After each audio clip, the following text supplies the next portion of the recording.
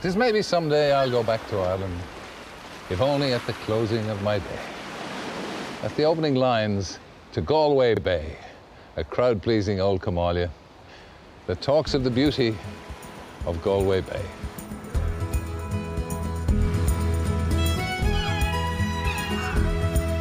I've already travelled the southern half of the country, the Ireland I knew from my youth. Now I'm headed north to a land I'm less familiar with. The border was a dangerous place. I'll be recalling Northern Ireland's unsung heroes. He signed up with White Star and off he went on Titanic. I want to see how much of that old Catholic prudery has survived. 3, 2, 1... I want to bathe in the glories of great Irish success stories. It was interesting what happened the journey of traditional Irish dance. A little bit of flamenco, a little bit of Broadway. Back in Dublin, I've agreed to subject myself to a grilling from Ireland's father confessor. Did you decide that you do not believe in God or otherwise?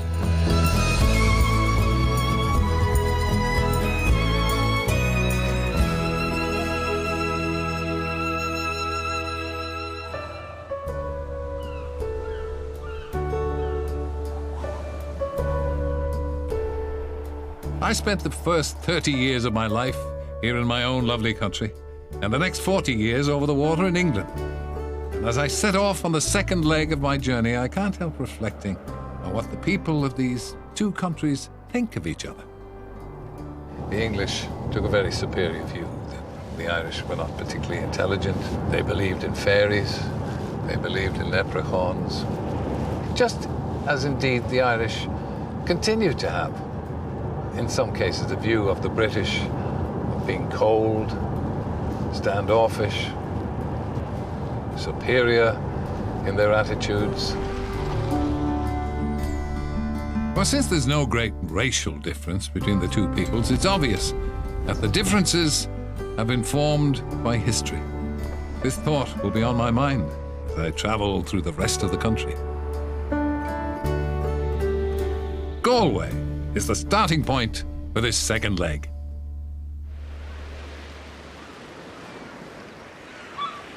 The seaside suburb of Salt Hill was as far north as we Wogans ever went when I was a lad. I spent many a holiday here with my family. Salt Hill, an endless promenade, as I remember it, up and down which the da, the ma, the brother, and myself used to walk. I have here a picture of us. Now, as you can see, that's myself with the old Dumbo ears. It's very brave of me to be standing out in a high wind because I could take off at any moment. And the brother behind, in a pullover that could only have been knitted by me granny. The da is smoking a fag out the corner of the mouth, but he's wearing a beret. Now, that was a sign that my father was on holiday, because normally my father, in his workaday life, would wear what I'm wearing, which is called a cap. Galway has always been known as a place for young people, and to this day it is full of young people. And one of the main reasons I resent it. A couple of miles down the coast from Salt Hill is the 1,000-year-old city of Galway. Always been the most international of Ireland's cities, it was visited by Christopher Columbus, and its medieval Spanish arch recalls a time when it was the country's principal port of trade with Spain and France. And it's always had a uniquely independent spirit.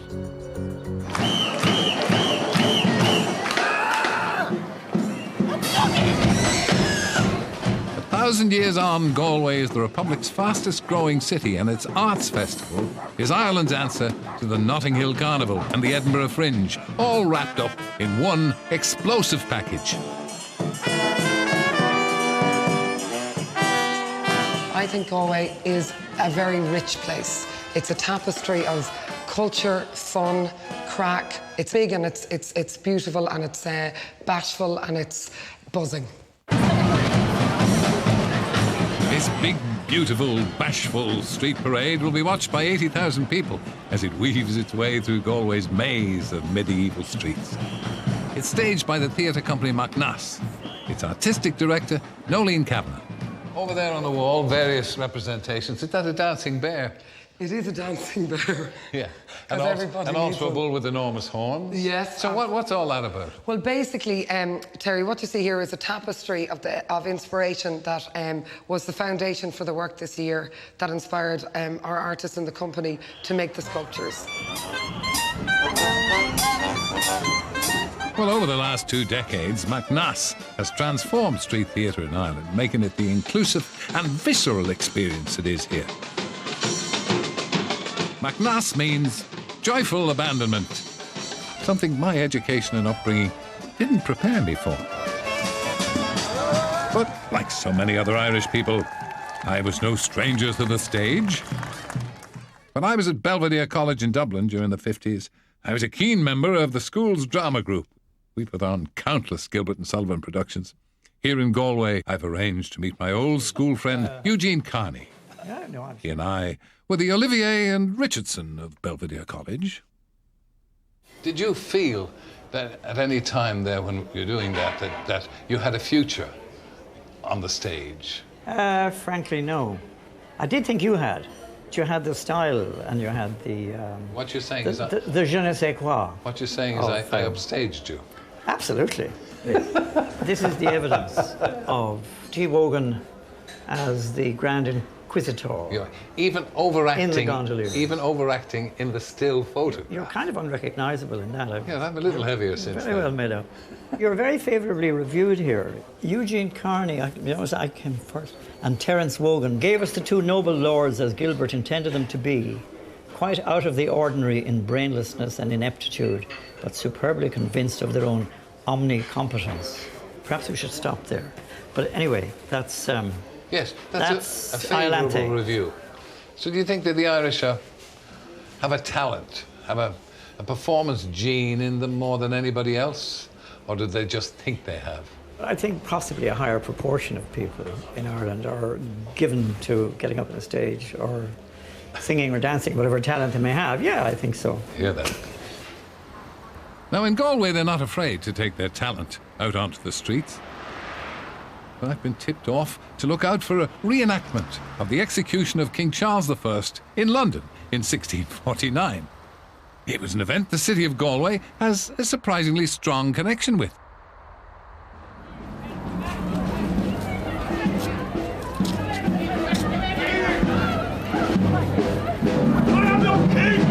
It stars Oliver Cromwell, hardly Ireland's favourite Protestant, given what he did to the Catholics. I, Oliver Cromwell, accuse Charles Stuart, King of England, of treason! The prisoner is King Charles I, complete with flowing locks and a bevy of women protesting his innocence. This king has shown himself to be an enemy of our Parliament and is hereby sentenced to death. Axeman, do your duty! But the royal executioner refuses. The hunt is on for a replacement. Up steps a new recruit, ready and willing to do the job for a handsome fee. Axeman, off with his head!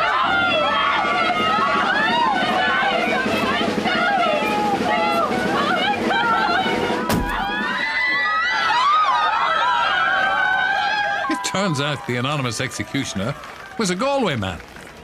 And this very building, now the King's Head pub, was his reward. Jonathan Guy. Yes. I may say, you played that role of executioner as if you were born to it. Thank you. You know what, the funny thing is, in a way I was. And the man that got to do the execution was a man called Richard Gunning. And my name is Jonathan Gunning. You're the direct descendant of the man who did the regicide. Well, we could say that. And I'm very good with a hatchet. But in a way, you're responsible as well, Mr. Wogan. What have we got here? So we have here a copy of the death warrant from 1649. Of Charles I. Of Charles I. And there are 59 signatories. And right here is a signature of Sir Wogan. Thomas Wogan. Thomas Wogan. Very, very good. We have his name right here. Thomas Wogan. I'm as guilty of regicide as your ancestor. But his name was Sir Thomas Wogan, and of course you're a sir as well, so clearly it works out quite well for you. Yes, it does, yeah. So I think maybe you could keep going. Just keep it up and we could work together. Kill a king, become a knight. Yeah, that's it. Yeah.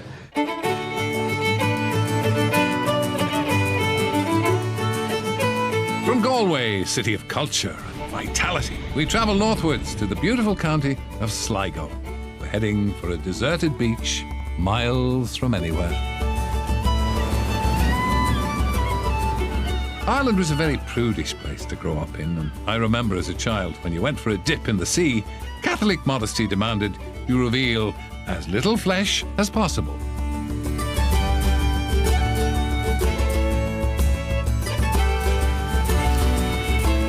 Today, these golden sands are going to be alive with 200 or more ladies putting 2 fingers up to Irish prudery.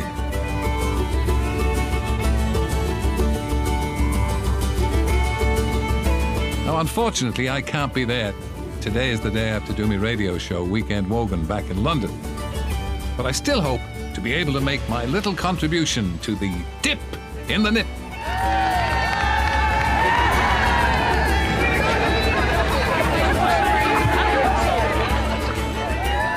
I'm not sure that the dip would have happened even 5-10 years ago in Ireland. For example, I used to go to Donegal Beach for holidays when I was a kid, and everybody, particularly the adults, you just kept yourself well wrapped up. If you went in for a swim, you literally went down to the water, got in for a swim, came out again. There was no real freedom of it. And what I found last year when I did this, when I organised this event for the first time, I actually had to remind people that it was a fundraiser because it became about something else. It became about a sense of liberation. Public nudity in Ireland is actually still illegal. In many ways, I suppose it's an Irish solution to an Irish problem. The Gardaí come along and help us make sure that everybody's privacy is protected, when in fact they should be arresting us. And my father last year was afraid that I was going to get arrested over this. But because we're not setting out to cause offence, that's the key thing. And because we do make sure that it's kept private, it's okay. So everybody takes it in the spirit in which it's intended. Man himself, Sir Terry Walker.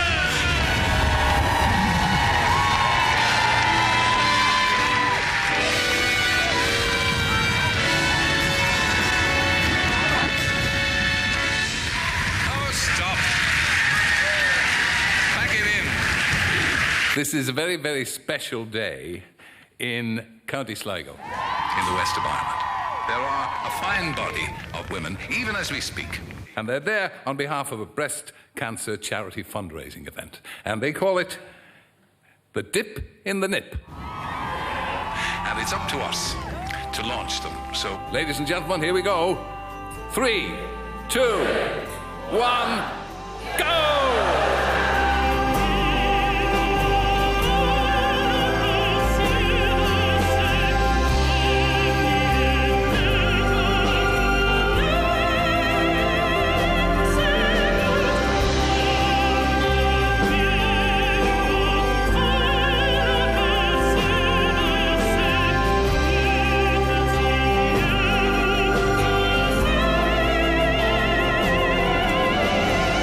My mother's 90th birthday, and she has breast cancer, and she didn't want presents, she wanted people to do things for charity, so this is my birthday present for her. My mum passed away from cancer 3 years ago, so I came to support that cause, you know. Initially we said we'd do it for a bit of crack, but unfortunately our brother died of cancer last month, so now we're doing it for him, and I'm sure he's looking down now and laughing his head off.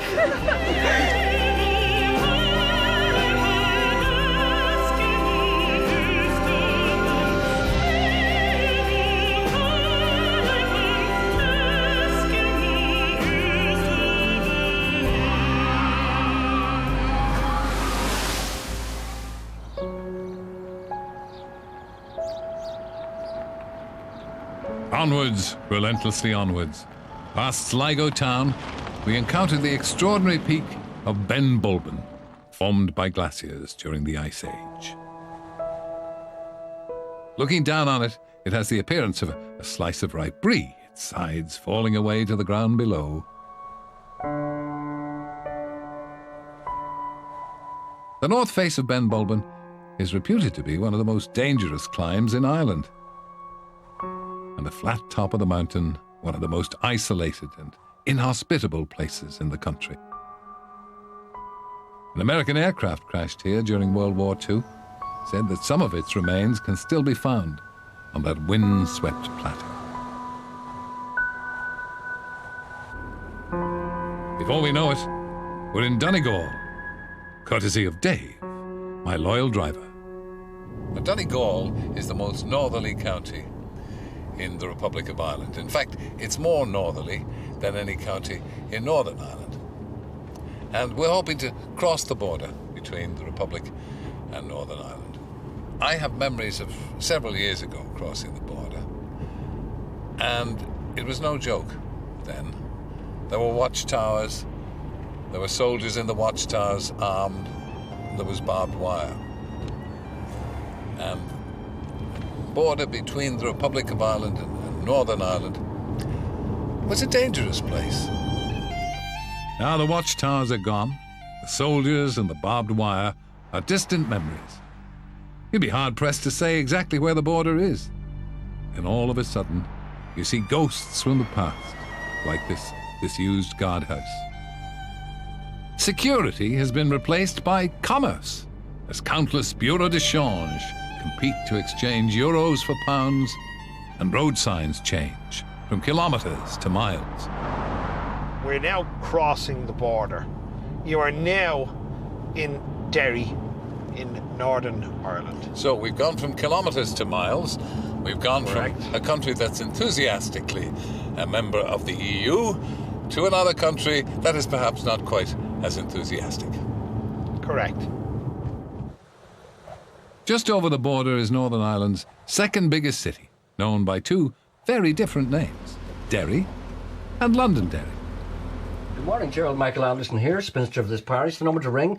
I've asked my old friend Jerry Anderson, the voice of BBC Radio Foyle, to explain the significance of these two names to me and you. You'd be stopped at night, you see, and somebody would say, "Where are you going?" And you'd say, "Derry?" Wondering if it was right, because if you say Derry, it means that you're probably a Catholic. But if you say Londonderry, you're most definitely a Protestant. So he knows instantly what religion you are, which is important here during the Troubles.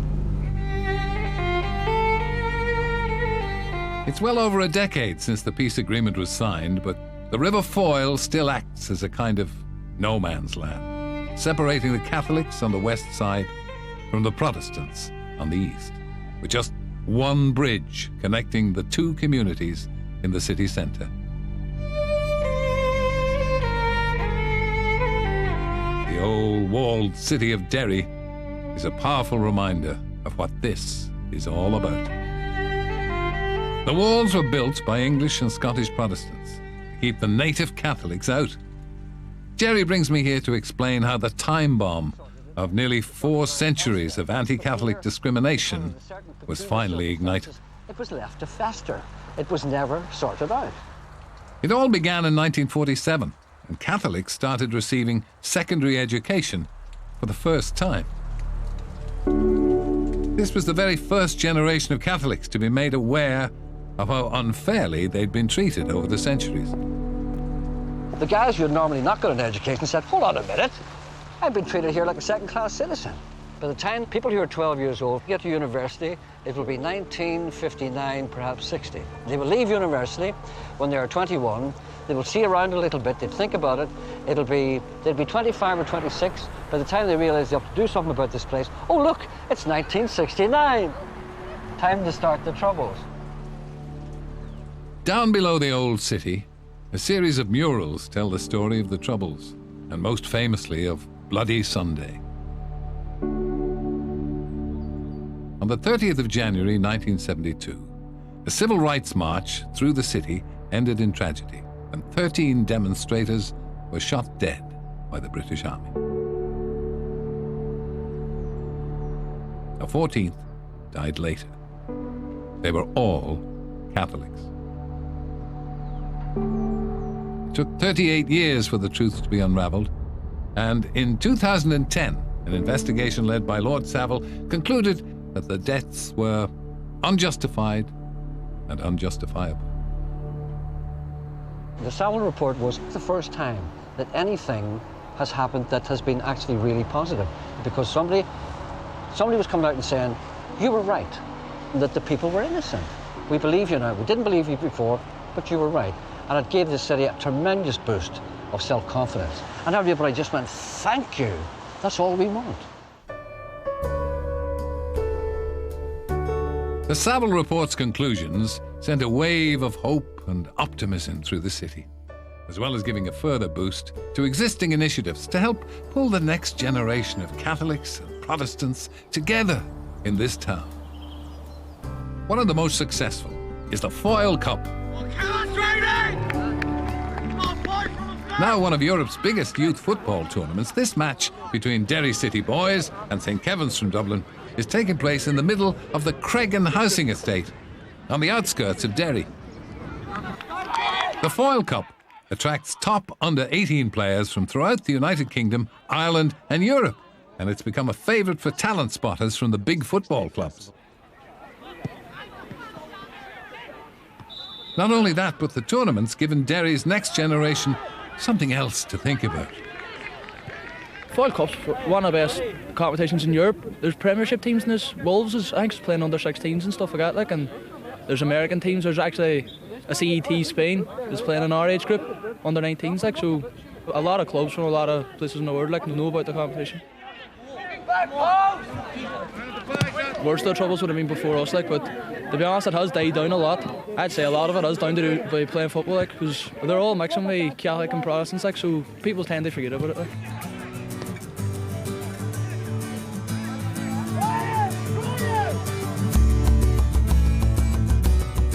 The other great initiative is the Peace Bridge.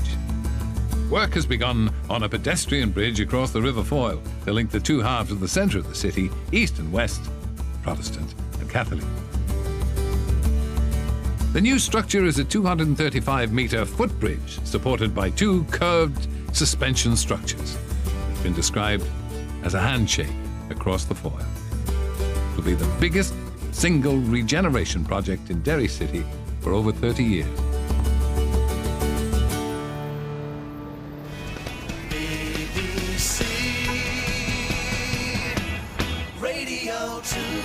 Back in the good old days when I was chained to my desk at BBC Broadcasting House doing Wake Up to Wogan on Radio 2 every morning, I'd hand over the pastoral care of my audience to a controversial Irish Catholic priest called Father Brian Darcy.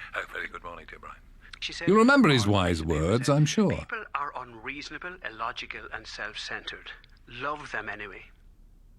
Every week, Father Brian presented a 2-minute programme on my show called Pause for Thought. So, you're very welcome, Terry. In which he disseminated words of wisdom from the monastery here at St Gabriel's Retreat. Mostly we want it to be a welcoming place. Now he's the rector of the monastery here. And Father Brian is regarded as a rebel in the Catholic Church, which is why he doesn't always wear priestly clothes. After all these years, I'm hoping to see the very place from which Father Brian broadcast to the nation. Well, I always assumed you'd have a cell. Well, here's a cell. Is this going to disappoint me now? Are there going to be? Well, is there a bed of rushes and things? Like that? Well, it's a plank. This is my room. Your simple bedroom. My simple bedroom. And also, what have you got here? And this is a lovely red light, which should remind you of something. Yeah. For 20 years, on Pause for Thought, usually on a Monday morning, I joined you, so this little red light was burning outside the door. It's of no religious significance whatsoever? Only that Terry Wogan broadcast at the other end. And I sat down here, put on my headphones, and spoke to the nation, to 8 million people from this little desk, and then went back to bed. I got up at 5:20 every morning, traipsed into London, into Broadcasting House. You got out of the bed, in the pyjamas, turned around into the pyjamas, and said, "Good morning, Terry." There are times when we let the world get the better of us, and there are times when we let depression blind us to the good things all around us. Well, outside of his radio broadcasts, Father Brian works in a troubled world. In 2009, the Murphy Report confirmed that there'd been a number of cases of child abuse by Catholic priests in Dublin from the 1970s. And this has seriously undermined people's confidence in the Catholic Church. Father Brian has been a very public critic of the way the Vatican has handled these revelations. The present Irish Catholic Church is in a complete mess. The Murphy report discovered there were 11 abusive priests in one diocese. I was on the Council of Priests in Dublin during that time, and it was never mentioned. And I have to say, it shook me to my roots, not just in priesthood, but in faith itself, that so much could have been hidden. And in the middle of all of that, you had abusive priests who joined the priesthood so that they could abuse children. You know, that's the fact of it. And what is even more difficult for the people to understand is not just the abusive priests, but that these people could be hidden, enabled, changed, and in turn helped to abuse more by those in authority who should have known better. And it has to be said, the Irish people, I think their faith has been shattered. To seek refuge from the crisis the Church finds itself in, Father Brian is drawn back to a time before organised religion, to a time before Catholic and Protestant churches.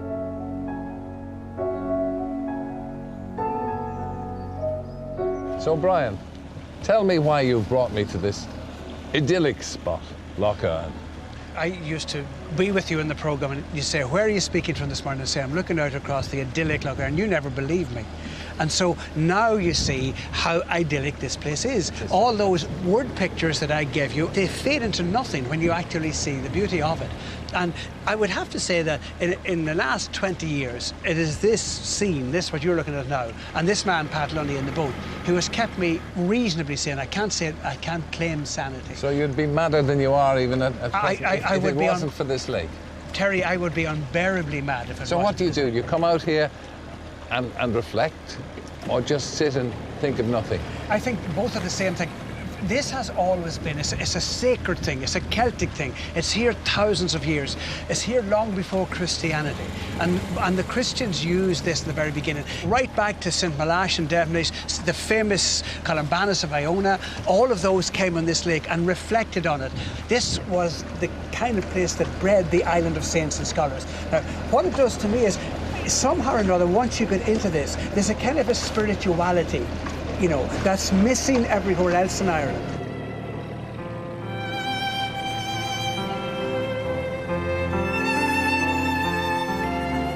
The tension, the stress of the modern world, and particularly the modern Catholic Church, drains out of you, and you get filled with a spirituality that is far more ancient and beautiful than anything the religion has to offer.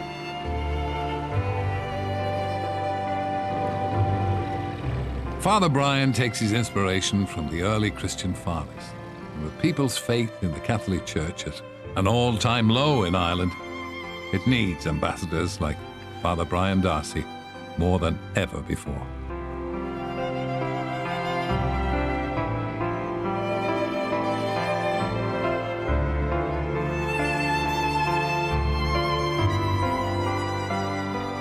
I'm headed for Belfast, capital of Northern Ireland.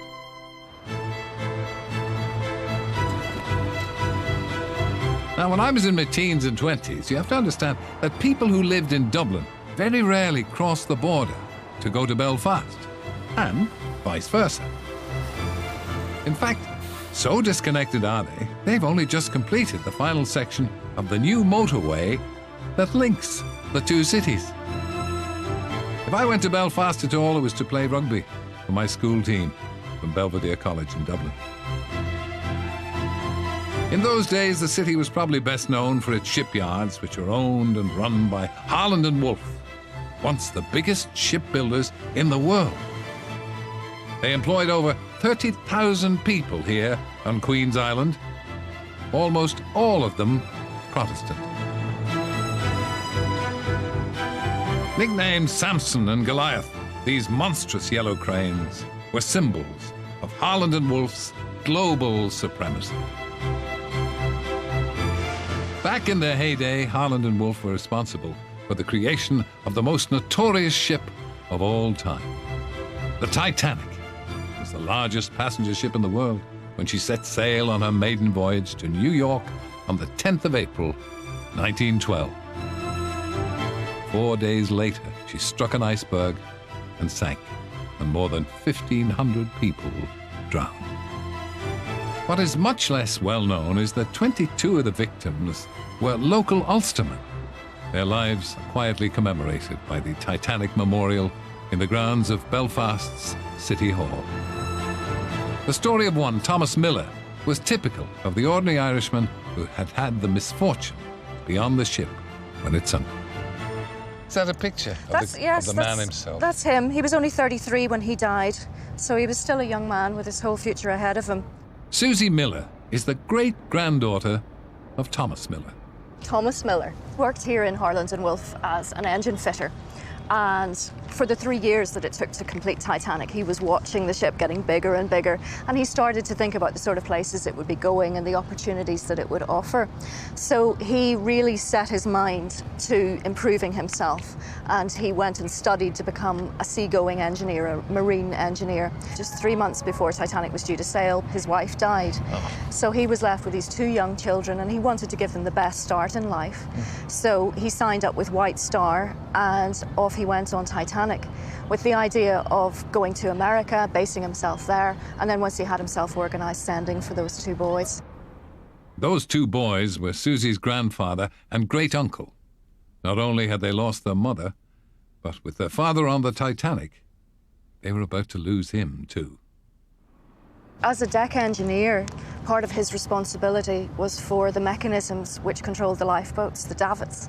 So he, in all likelihood, was helping to get people away, was working those lifeboats and getting them lowered down. So at least he was doing something to help others. Probably no room for him on the boats. No, there wouldn't have been. No, crew would have been expected to do their duty until the end.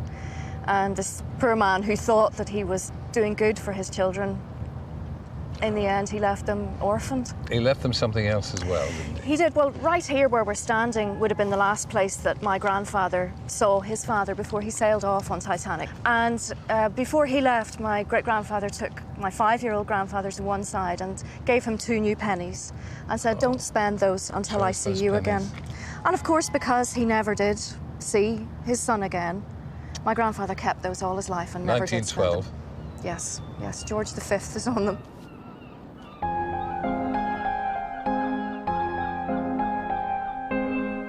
The sinking of the Titanic was one of the darkest days in the history of Belfast shipyards. And yet, that ill-fated ship has given its name to a massive project to regenerate this entire Docklands area.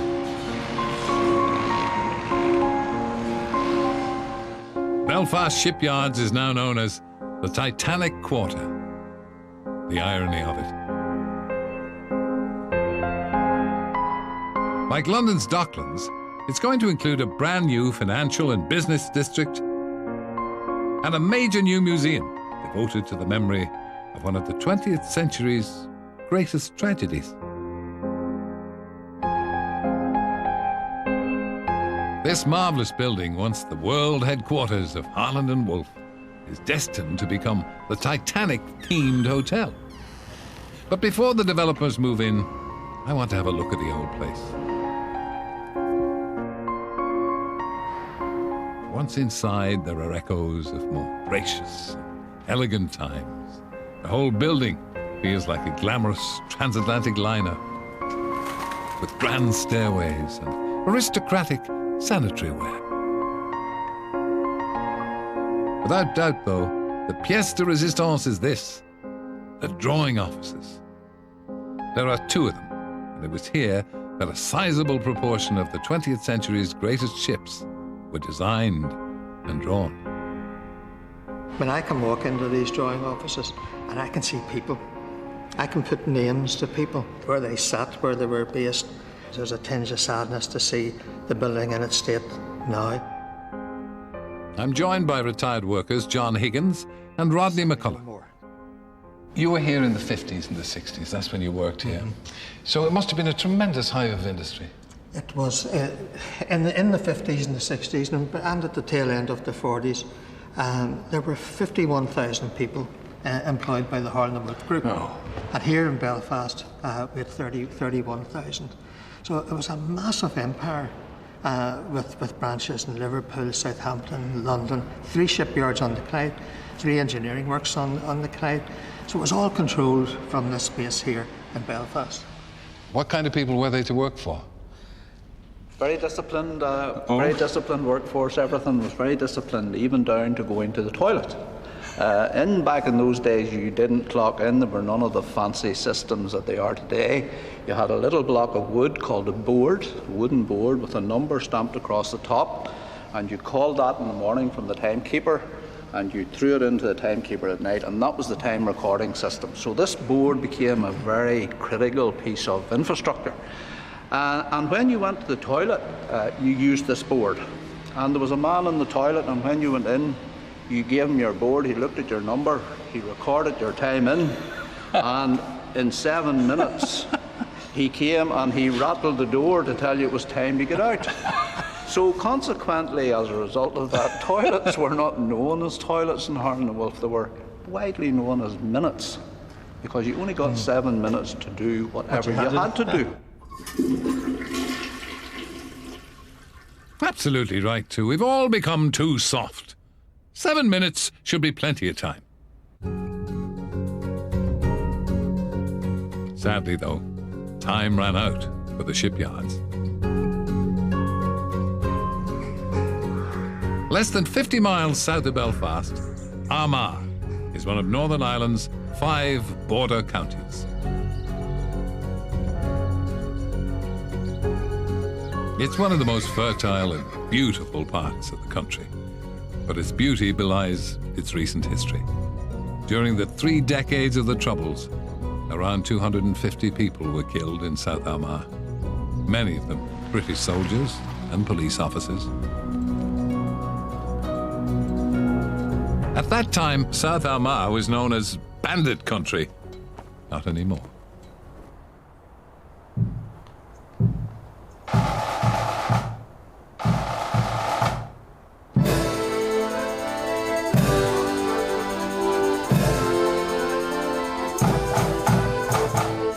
St. Bridget's Accordion Band has members not only from both sides of the border, but from both Catholic and Protestant backgrounds. Given the size of the place, most of the village seems to be in the band.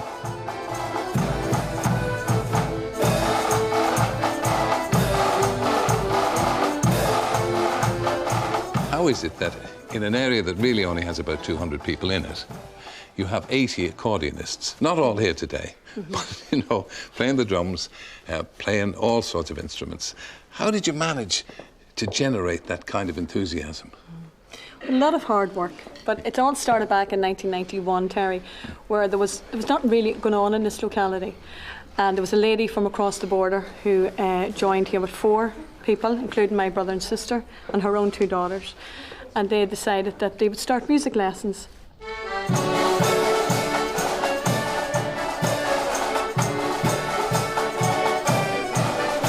Why did you pick accordions? I think it's in Ireland as a whole. It's a great instrument. It's easy to listen to. It's not easy to play, but it's very, you know, and it's affordable. And you've got all these people playing accordions or playing drums or whatever. And of course, you become internationally famous. Yes. You win competitions all over Europe, don't you? Yes. We've won the All-Ireland 3 years in a row. We've won 5 All-Irelands altogether. And we're currently the Ulster champions for a junior band. So we have a senior band and a junior band. Well, it's an extraordinary tribute to the fact that in this tiny area, and in an area, I think, Bridge, that has certainly been embattled. I mean, you've had your share of violence here. Yes, we have indeed. I mean, this area alone, this borderland area, would be a focal point throughout history. Obviously, economically and politically, the border would be viewed as legitimate, but culturally, you know, the only difference is between here and the south is, you know, the post boxes are green down there and red up here, and you know, music is there's no line on a map with music. You know, I think I could grow to love the accordion. And in Jonesborough, you'd better.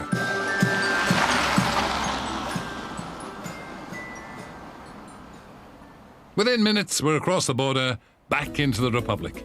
Now, I know the Irish like to think they're the only people that ever had a history, but they do have a lot of it. And the Boyne Valley is where it's at its richest.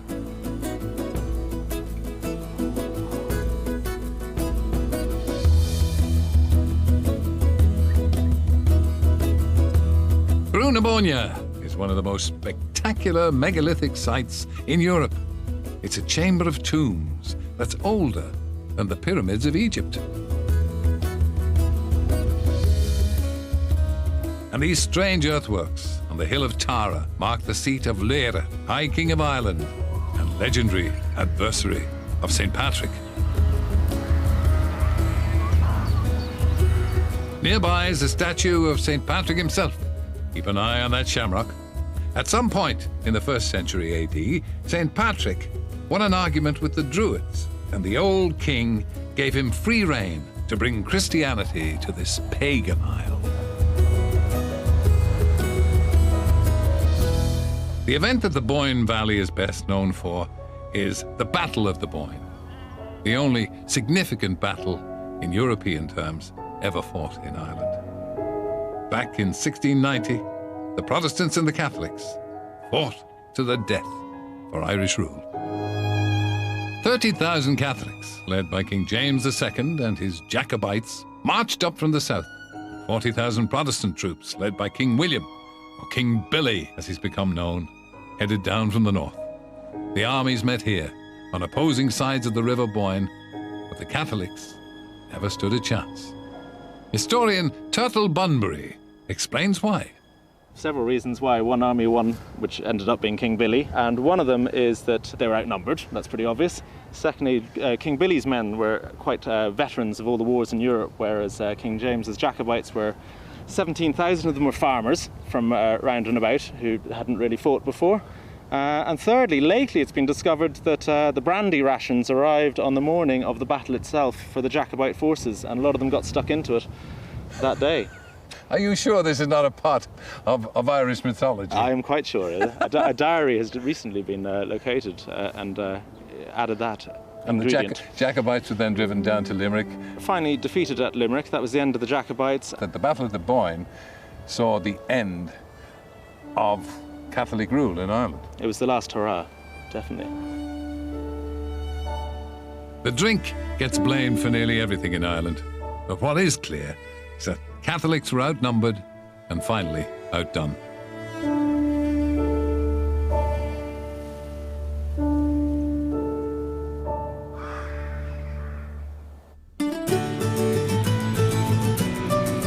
After driving nearly 2,000 kilometres around the old Emerald Isle, I'm back in Dublin.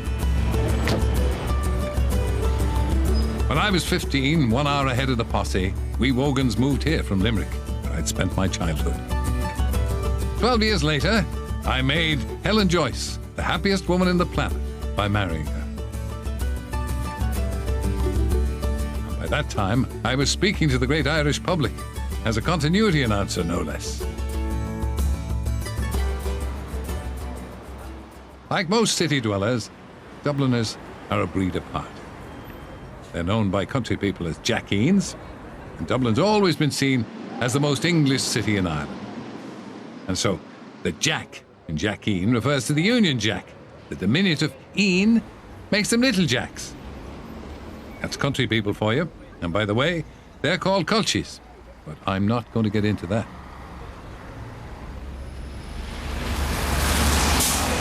I left Dublin in a marked manner for London in 1969, but this is the city that made me, so I suppose I could call myself a Jackeen. Is there any real difference, though, between the English and the Irish now? Well, David Norris is a senator here in the Irish Parliament. His father was English, his mother was Irish. I'm just trying to identify the differences, the similarities between the Irish and the British. I think we're actually very similar in a lot of ways. They have a slightly different sense of humour, I think. But we are remarkably similar genetically, and we're all mixed up. And if you look at Her Majesty the Queen, a woman I greatly admire, she is a direct descendant of both Brian Boru and Hugh O'Neill through her mother, who was so gloriously Irish. You know, fag in the mouth, gin in the handbag, punting on the nags, fairies in the kitchen, absolutely wonderful. And a woman of whom Adolf Hitler said, the most dangerous woman in Europe. What an accolade, what a gal. I think that was wonderful. Not surprisingly then, there aren't many differences between the Irish and the English any longer. Most of us are a mixture of the two. Of course, like me, a lot of Irish don't live in Ireland any longer. There are more of us in England than there are in Ireland. I'm all in favour of bringing people together as much as possible rather than fomenting division. Celebrate difference. That's wonderful. And I'm glad there are still people doing Morris dancing and rolling cheeses down the hillside. I mean, those are terribly English things. I mean, Irish people wouldn't do them. We have our own idiocies. We may not roll cheeses or Morris dance, but here in Ireland, we're taught to dance as though our lives depended on it. Riverdance is now a world-famous stage show, but I'm proud to say I was there at the very beginning. Before Michael Flatley and Jean Butler went on to become household names.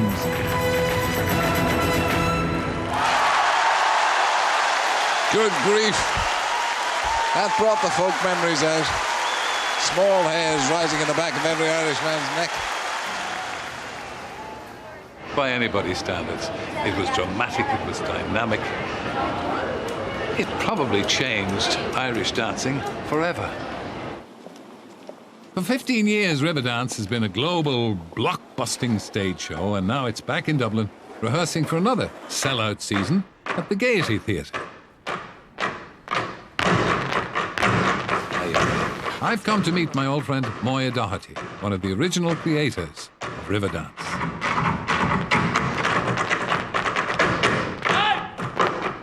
I can only tell you what an impact it had on a simple old presenter like myself. In terms of television, in terms of drama, there was nothing to touch it, and it was you that started. I mean, where did you get the idea? How did you get the idea? I needed to do something as a producer that wasn't song-based. I wanted to present dance. We don't have a history of ballet. We don't have a history of contemporary dance. So really, just to reach back into our very rich culture was the best place to go. And I think marrying that with these two extraordinary Irish-American dancers, Michael Flatley and Jean Butler, brought an athleticism to Irish dance because they were sort of first and second generation Irish-Americans. And it was interesting what happened the journey of traditional Irish dance, which was, hands by the side and, you wouldn't show the knickers? Yeah, the Catholic Church had a very close hold on it all. But obviously those Irish Americans were much freer, and they introduced, I suppose it was the fusion of different cultures, a little bit of flamenco, a little bit of Broadway, and that driving, building music. Well, with the new show just about to open, rehearsals are at fever pitch.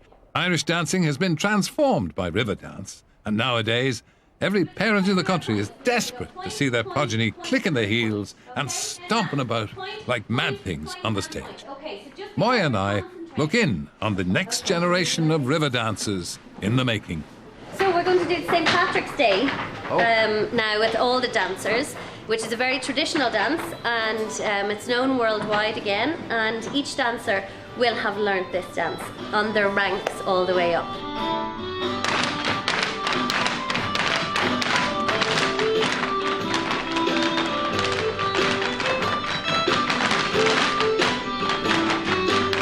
Susan Ginnity was one of the dancers on that very first performance of the fledgling river dance during the Eurovision Song Contest.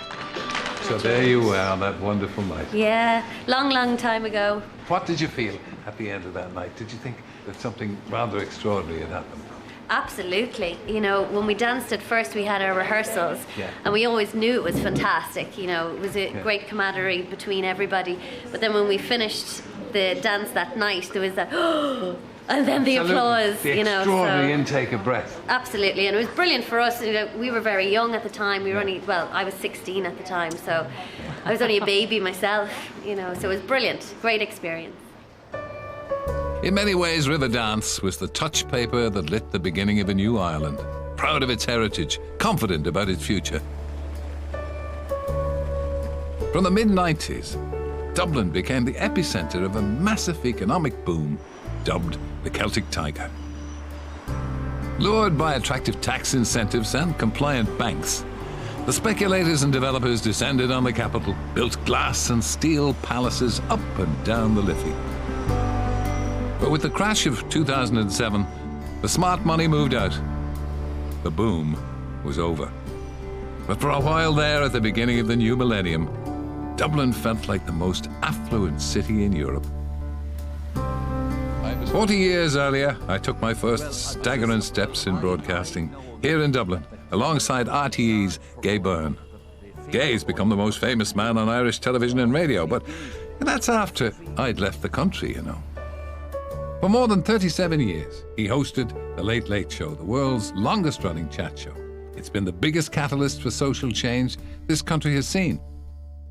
Landmark editions featuring lesbian nuns, women's rights, and an AIDS special showing how to put on a condom have all helped to bring Ireland and the Irish into the 21st century.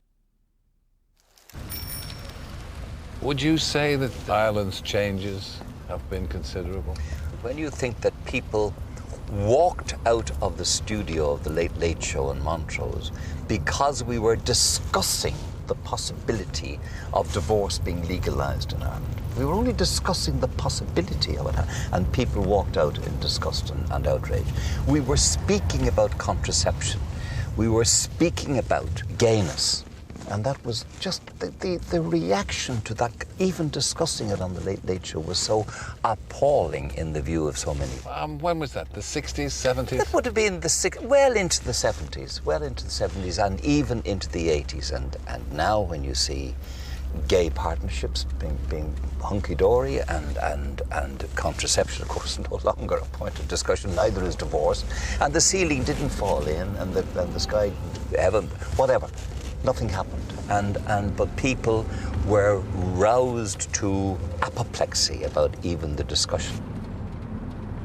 To keep Gay going in his declining years, RTE have given him a new series where he pins well-known Irish people to their seat with personal and penetrating questions until they cry for mercy.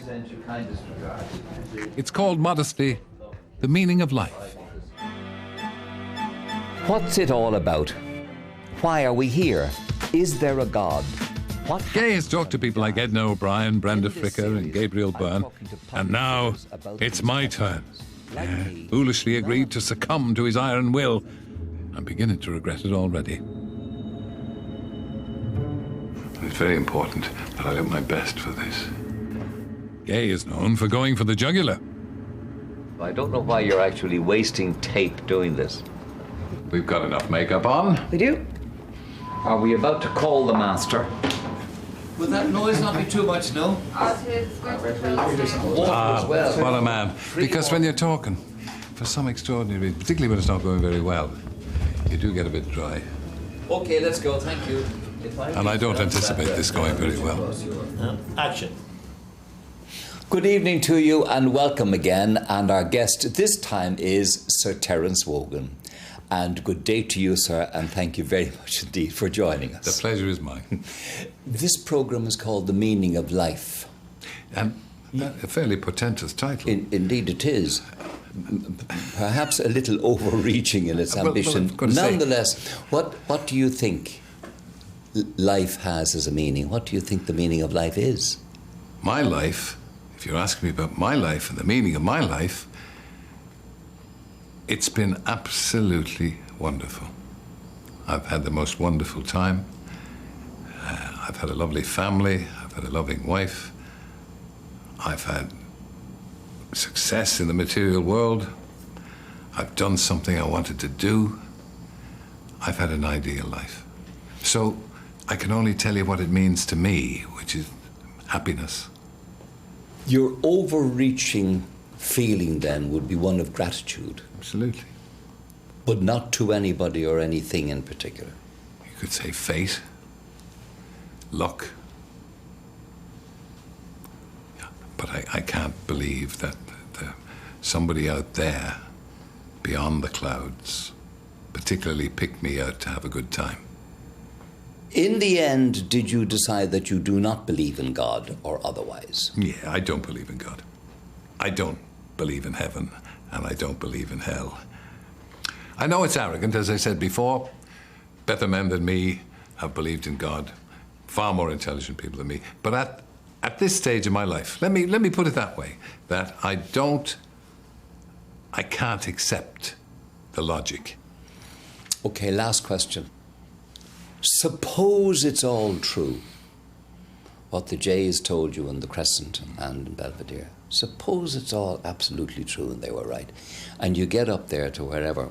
When you meet that great Director General in the sky, what will you say to him?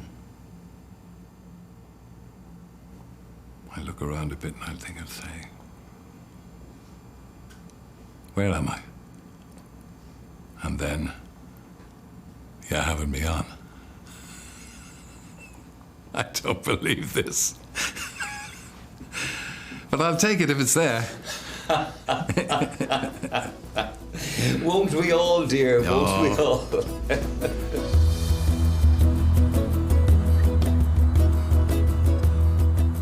It's up for discussion. There may be no heaven, there may be no hell, but somewhere in between the two here in Dublin, there is a kind of immortality, if you're famous enough.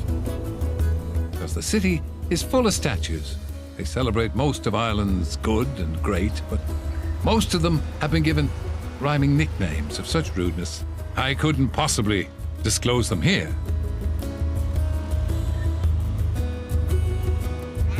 So, Oscar Wilde is the person on the crag. James Joyce is the person with the stick.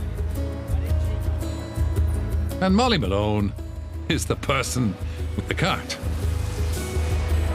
And the Irish put you on a pedestal only to knock you off. So they can bide their time before they erect one of me. Thank you very much. Besides, I can't think of anything too rude rhyming with microphone. Can you? The people of Ireland have always been its most important resource. They've also been the country's main export. But the thing about the Irish is that whether they're in Chicago or Riga or London, they remain Irish to the core. And the ones that have stayed in the old country have helped redefine and strengthen the culture. Ireland and Irishness are probably one of the world's best-known national identities. Because of centuries of emigration, there are about 80 million people around the world who can claim an Irish birthright. That makes us one of the most widely dispersed nations throughout the globe. Which reminds me, the other thing about the Irish is that every so often they do like to come home.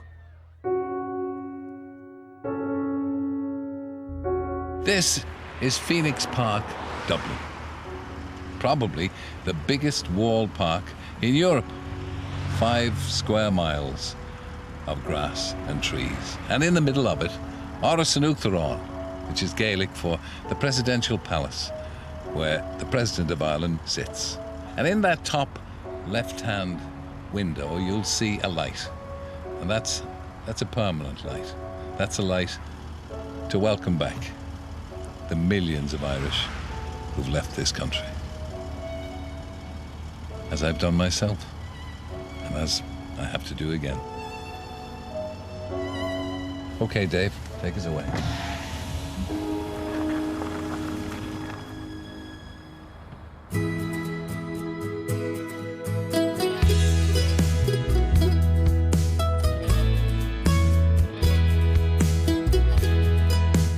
Now, if you missed this or the first episode of Terry Wogans Ireland, you can catch up with it by logging on to the BBC iPlayer.